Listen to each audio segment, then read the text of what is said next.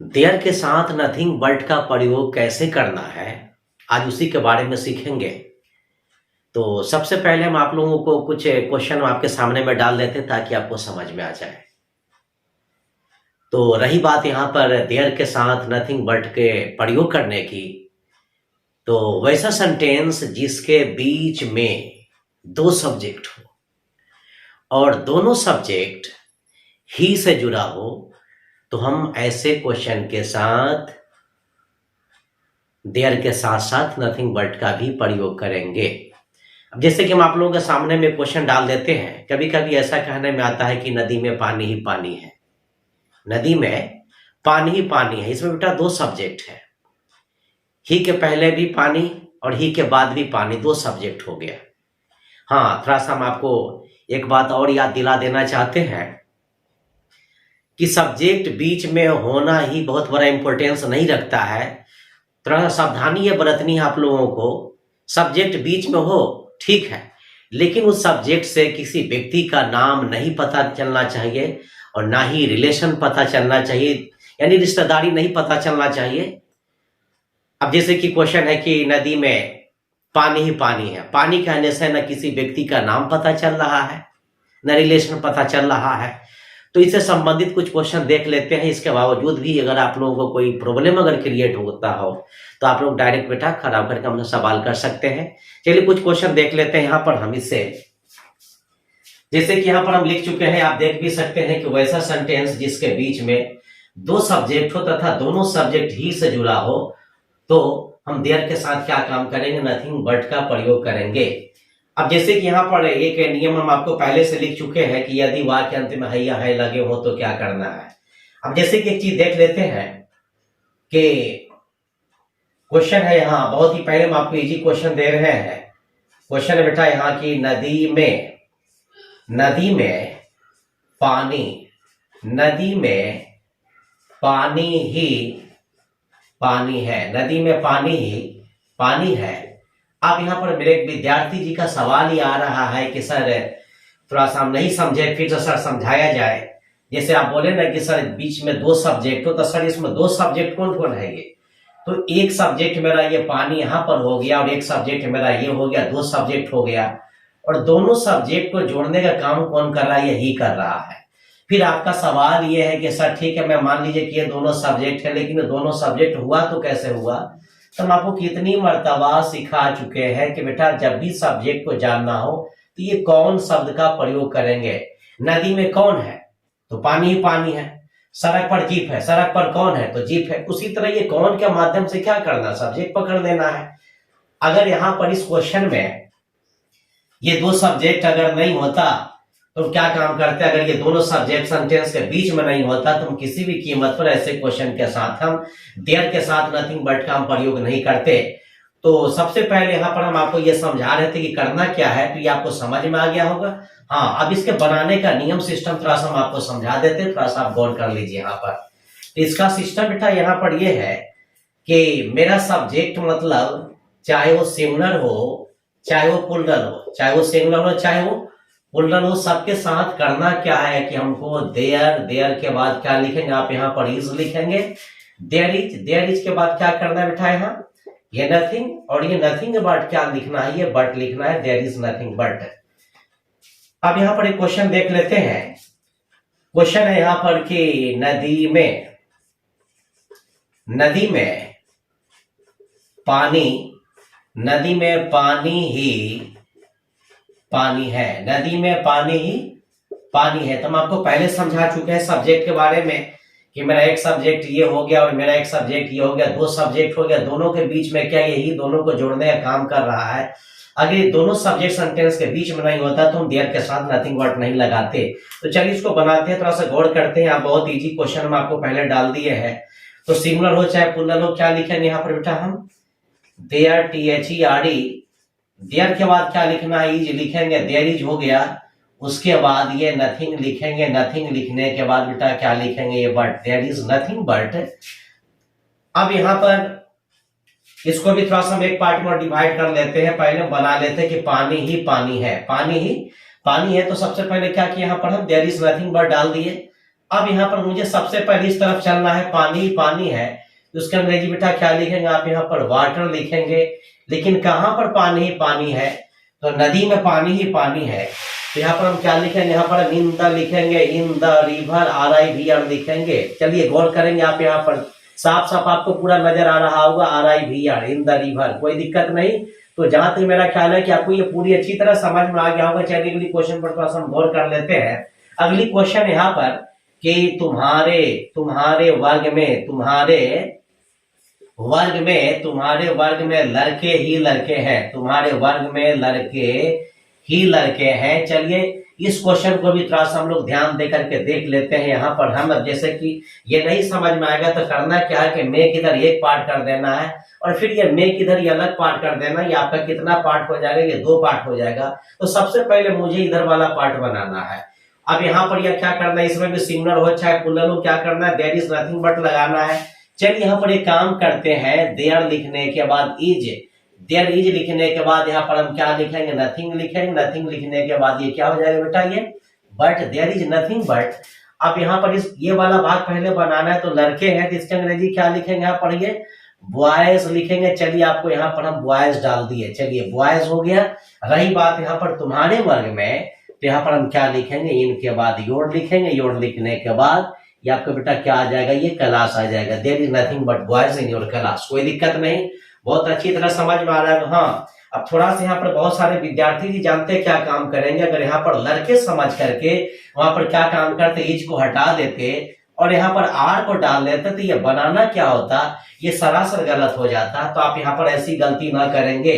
तो यहाँ पर कहना यह है कि देयर नथिंग बट के साथ, चाहे वो सब्जेक्ट सिंगुलर हो चाहे वो प्लूरल हो, सबके साथ मुझे क्या करना है कि इज ही लगाना, मगर कब, जब सेंटेंस के अंत में है या है रहेगा तब।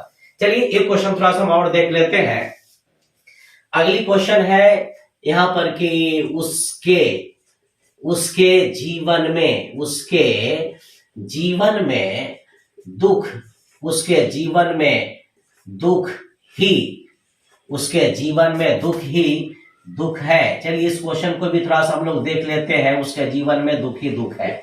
चलिए अगर नहीं समझ में आता तो फिर ये काम करेंगे बेटा, इसको ये अलग पार्ट कर देंगे यहाँ तक, यहाँ से लेकर के, यानी और मेक इधर ही अलग पार्ट हो जाएगा। तो सबसे पहले हम क्या बनाएंगे, दुख ही दुख है। और हम आपको पहले भी बता चुके हैं कि सिंगुलर हो चाहे प्लूरल, सब्जेक्ट को करना क्या है, तो सबके साथ आपको करना क्या है कि देयर इज नथिंग बट ही लगाना है। There is nothing but. चलिए यहाँ पर नथिंग बट डाल देते हैं। यहाँ पर गौर करेंगे आप, यहाँ पर नथिंग के बाद उठाइए ये बट आ जाएगा। रही बात यहाँ पर दुख की, तो दुख की अंग्रेजी बेटा क्या लिखोगे आप लोग, यहाँ पर सौर, SO डबल RO W, सौर हो जाएगा। रही बात उसके जीवन में, तो उसके जीवन की अंग्रेजी इन के बाद हिज लिखेंगे। और हिज लिखने के बाद बेटा यहाँ पर हम लाइफ, यहाँ पर चलो नीचे हम डाल देते हैं, थोड़ा सा जगह की कमी है, आप यहाँ पर लाइफ लिख देंगे। तो देयर इज नथिंग बट सौर इन हिज लाइफ। तो अभी तक कम से कम हम आपको 3 क्वेश्चन बतला चुके हैं। अब तीनों क्वेश्चन में थोड़ा सा गौर करके देखेंगे सभी क्वेश्चन में क्या आ रहा है। यहाँ पर सबके बीच में ही आ रहा है, सबके बीच में ही आ रहा है। और सब क्वेश्चन में क्या है, 2-2 सब्जेक्ट है। तो 2 सब्जेक्ट और दोनों सब्जेक्ट के बीच में अगर ही लगा हो, तभी हमको ऐसे क्वेश्चन के साथ करना क्या है कि देयर के साथ नथिंग बट का प्रयोग करना है। अगर नहीं रहेगा तो नहीं करना है। चलिए थोड़ा सा अगली क्वेश्चन पर हम गौर कर लेते हैं। अगली क्वेश्चन है यहाँ कि हम लोगों के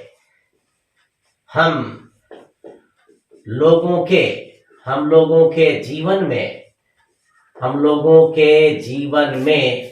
सुख, हम लोगों के जीवन में सुख ही सुख है। हम लोगों के जीवन में सुख ही सुख है। इस क्वेश्चन पर थोड़ा सा हम गौर करते हैं। ये पार्ट ये अलग आ जाएगा और ये वाला पार्ट बेटा कहाँ चला जाएगा, अलग आ जाएगा। इसमें भी करना क्या है कि हमको देयर इज लगा लेना है। देयर के बाद हम इज डाल दिए, यहाँ पर देयर इज हो गया। और ये क्या लिखेंगे, ये नथिंग बट यहाँ पर भी आप डाल लीजिए। रही बात सुख की, तो सुख की अंग्रेजी में हैप्पीनेस लिखेंगे, HAPPINESS। There is nothing but happiness. अब रही बात हम लोगों के जीवन में, तो यहाँ पर आप क्या लिखेंगे, इन लिखेंगे। इन लिखने के बाद यहाँ पर आवर लिखेंगे। और रही बात यहाँ पर जीवन की, तो लाइफ माने जीवन होता है। लेकिन यहाँ पर यह जीवन क्या है बेटा, प्लूरल नंबर है, तो LIVES लिखेंगे। यहाँ पर क्या लिखेंगे, यहाँ पर लाइफ में लेकर के LIVES लिखेंगे। यानी कहना यहाँ पर यह है कि लाइफ जो होता है वो सिंगुलर नंबर होता है और LIVS जो होता है ये क्या होता है, प्लुरल नंबर होता है। LIVES को हम लोग लिव्स भी पढ़ते हैं और लाइफ्स भी पढ़ते हैं। तो कहने का मतलब ये लाइफ्स अगर हो जाएगा तो ये प्लुरल हो जाएगा, जिसका मानी जीवन हो जाएगा, और लिव्स मतलब रहना हो जाएगा। थोड़ा सा गौर करते हैं यहाँ पर, फिर हम नेक्स्ट क्वेश्चन पर फिर से देख लेते हैं। तो देयर इज नथिंग बट यहाँ पर डाल दिए। रही बात यहाँ पर सुखी सुखी, तो हैप्पीनेस डाल दिए। हम लोगों के जीवन में है तो इन आवर लाइफ्स, आप यहाँ पर लाइफ लिखने की गलती ना करेंगे, क्योंकि यहाँ पर यह जीवन क्या है, ये प्लुरल नंबर में है और लाइफ का प्लुरल जो होता है वो लाइफ्स होता है, LIVES। चलिए आगे की लाइन में गौर कर लेते हैं। अगली क्वेश्चन है यहाँ पर कि रेगिस्तान में बालू ही बालू है। रेगिस्तान में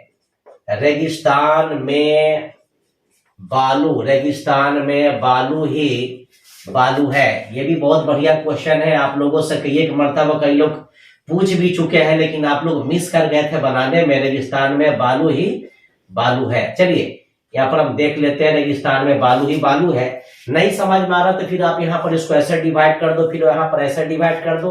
हम आपको पहले समझा चुके हैं कि सिंगुलर प्लुरल किसी के साथ भी आपको करना क्या है कि सबके साथ आपको देयर इज नथिंग बट ही लगाना है। चलिए देयर इज नथिंग, नथिंग के बाद यहाँ पर हम क्या लिखेंगे, ये बट लिखेंगे।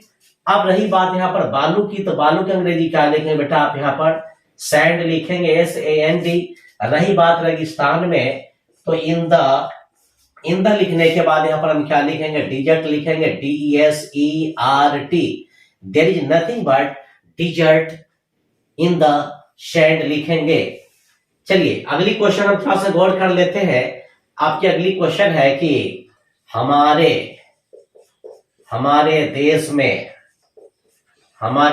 में नदियां ही नदियां हैं। हमारे देश में नदियां ही नदियां हैं। हमारे देश में नदियां ही नदियां हैं। इस क्वेश्चन को भी हम थोड़ा सा गौर कर लेते हैं। ये पार्ट अलग कर देंगे, ये पार्ट अलग कर देंगे।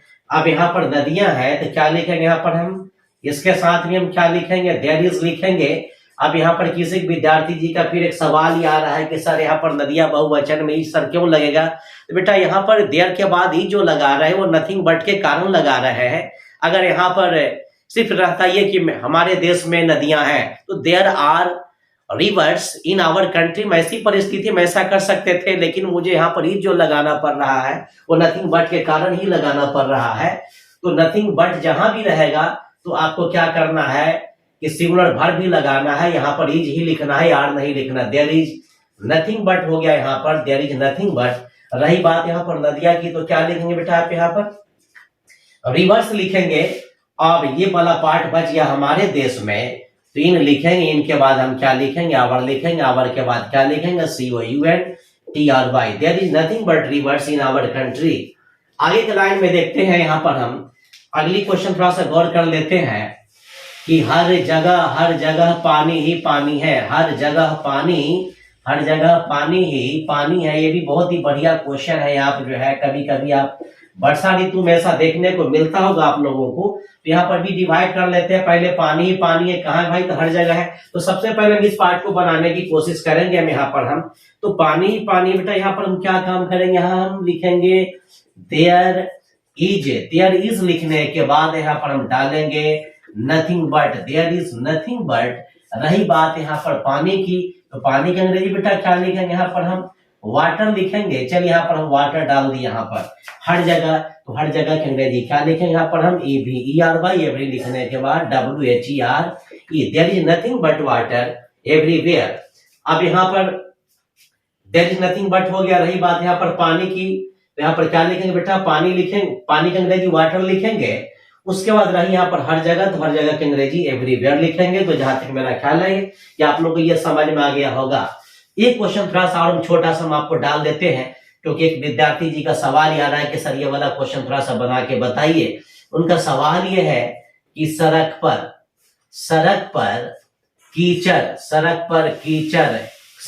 कीचड़ ही कीचड़ है। हालांकि कोई हार्ड क्वेश्चन नहीं है, उसके आधार पर जितना क्वेश्चन अभी हम आपको बताए उसके आधार पर आप इसको बना सकते थे, लेकिन बहुत दुख की बात है कि आपसे ये क्वेश्चन नहीं बना। चलिए गौर करते हैं। पहले हम कीचड़ ही कीचड़ बनाने की कोशिश करेंगे। तो सबसे पहले बेटा हम इधर वाला पार्ट बनाएंगे। यहाँ पर तो सड़क पर कीचड़ ही कीचड़ है, तो यहाँ पर हम क्या लिखेंगे, देयर। देयर के बाद यहाँ पर बेटा इज डाल लो, देयर इज ये नथिंग बट आ जाएगा। चलिए देयर इज नथिंग बट हम यहाँ पर हम डाल दिए। उसके बाद हम क्या लिखेंगे यहाँ पर कीचड़ की, तो कीचड़ के अंग्रेजी कोई आदमी बताइए पीछे से जी। ओ यानी आपको कहना है कि सर मड होगा, MUD। चलिए there is nothing but mud डाल दिए। सड़क पर है तो इसके अंग्रेजी हम क्या लिखेंगे, ऑन द रोड लिखेंगे, कोई दिक्कत नहीं। अब यहाँ पर लिखा हुआ कि यदि वाक्य अंत में था थी लगे हो तो क्या करना है, तो सिंगुलर हो चाहे प्लूरल हो, उसमें करना क्या है कि था थी वाले में बेटा देयर वाज नथिंग बट का प्रयोग करना है। क्वेश्चन ये है यहाँ पर कि उसके बैग में पुस्तकें, उसके बैग में पुस्तकें थी। चलिए गौर करते हैं। यहाँ उसके बैग में पुस्तकें थी। अब यहाँ पर करना क्या है कि आप इसको यहां से इधर डिवाइड कर लो, इसको यहां से इधर डिवाइड कर लो। तो चाहे सिंगुलर हो चाहे प्लूरल हो, करना क्या बेटा देयर वाज नथिंग बट लगाना, मगर कब, जब अंत में था थी रहेगा तब करना है। तो चलिए सबसे पहले हम यहाँ पर लिख दिए देयर वाज लिखने के बाद बेटा ये नथिंग हो गया, नथिंग लिखने के बाद ये बट हो गया। पुस्तकें हैं तो आप यहाँ पर बुक्स लिख लो। फिर हम आपको एक बात बतलाते हैं, ये जो वर्ड है यहाँ पर वाज, आप यहाँ पर WERE लिखने की गलती ना करेंगे, नहीं तो ये गलत हो जाएगा। यहाँ पर वाज, हाँ यहाँ पर सिर्फ रहता है ना उसके बैग में पुस्तकें थी, तो हम बनाते there were books in his bag. लेकिन यहाँ पर हमको वाज जो ये लगाना पड़ रहा है, किसके कारण लगाना पड़ रहा है, नथिंग बट के कारण ही। यहाँ पर वेयर न लगेगा, वाज लगेगा। तो यहाँ पर ये थोड़ा सा सावधानी बरतना है आपको।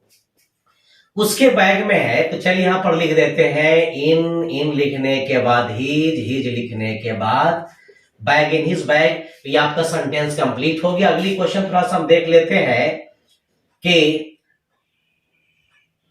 तुम्हारे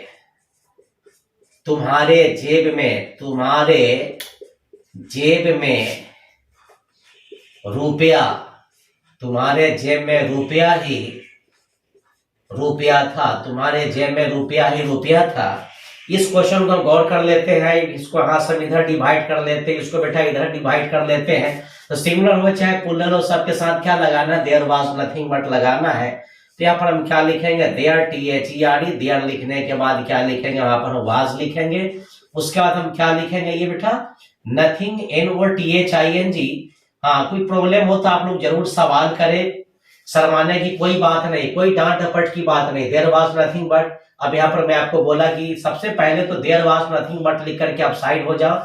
उसके बाद करना क्या, इस पार्ट में चलेंगे। तो रुपया के अंग्रेजी क्या लिखेंगे, हम मनी लिखेंगे। आप यहाँ पर रुपीज भी लिख सकते हैं, तुम्हारे जेब में है तो यहाँ पर हम क्या लिखेंगे, इन लिखने के बाद योड़ लिखने के बाद बेटा POCKET। फिर से हम आपको बतला देते हैं, अगर यहाँ पर मनी लिखेंगे तो रुपीज नहीं, रुपीज लिखेंगे तो मनी नहीं लिखेंगे। चलिए नेक्स्ट क्वेश्चन थोड़ा सा और हम आपको बतला देते हैं। नेक्स्ट क्वेश्चन देख लेते हैं कि अगली क्वेश्चन है कि उसके घर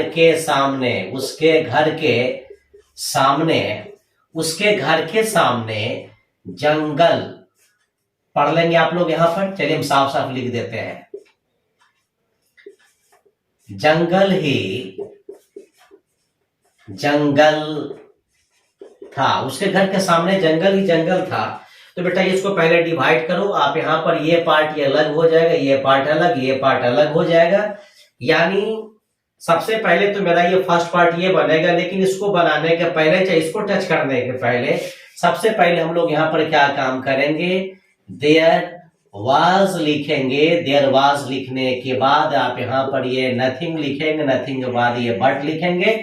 रही बात यहाँ पर जंगल की, तो जंगल के अंग्रेजी यहाँ पर वुड लिखेंगे। अब यहाँ पर मेरे एक विद्यार्थी जी का सवाल ये आ रहा है कि सर सबसे पहले तो ये बताया जाए कि सर फॉरेस्ट क्यों नहीं लिखे। तो बेटा फॉरेस्ट जो होता है बहुत बड़े जंगल के लिए यूज किया जाता है, लेकिन हमारे घर के सामने चाहे आस पड़ोस में जो जंगल होता है वैसे जंगल को हम लोग क्या कहते हैं, फॉरेस्ट ना कह करके वुड कहते हैं, WOOD। तो आप लोग यहाँ पर समझ गए होंगे कि वुड कब लिखना है, फॉरेस्ट कब लिखना है। चलिए यहाँ पर हम वुड डाल दिए। रही बात उसके घर के सामने में, तो उसके घर के सामने की अंग्रेजी बेटा यहाँ पर हम डाल देते हैं इन के बाद front, FRONT, in front of his, और हिज के बाद ये हाउस लिख दिए। कोई दिक्कत नहीं, बहुत बढ़िया, आप लोगों को समझ में आ रहा होगा।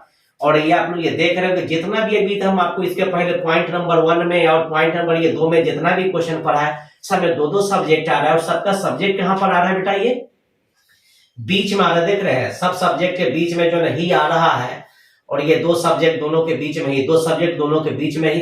तो जहां तक मेरा ख्याल है कि आपको समझने में कोई प्रॉब्लम क्रिएट नहीं होना चाहिए। चलिए इसका हम आपको 3 नंबर हम आपको बतला देते हैं।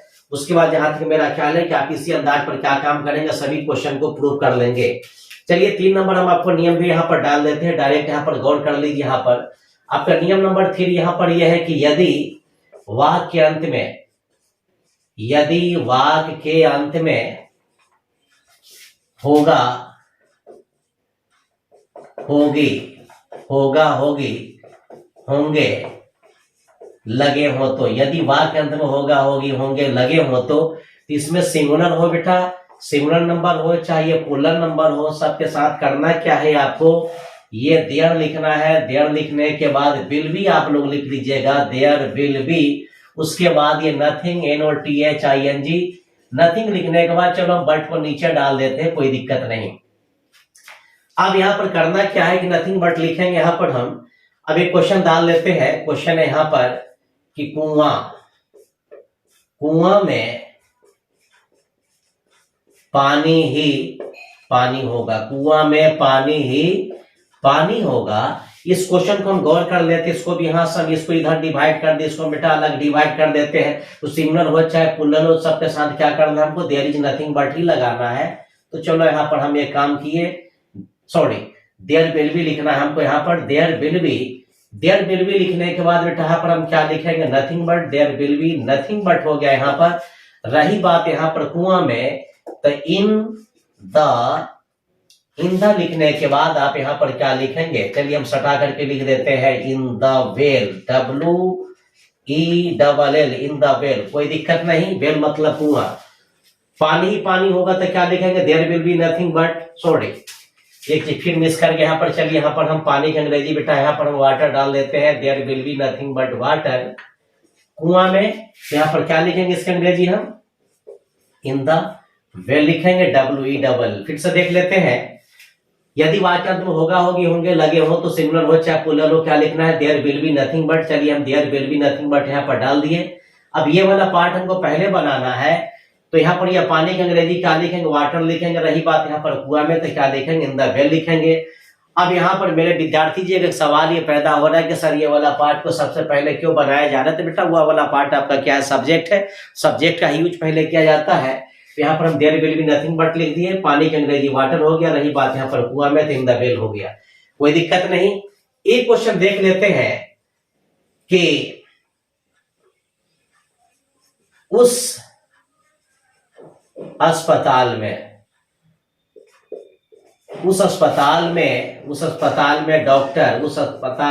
डॉक्टर ही डॉक्टर होंगे, उस अस्पताल में डॉक्टर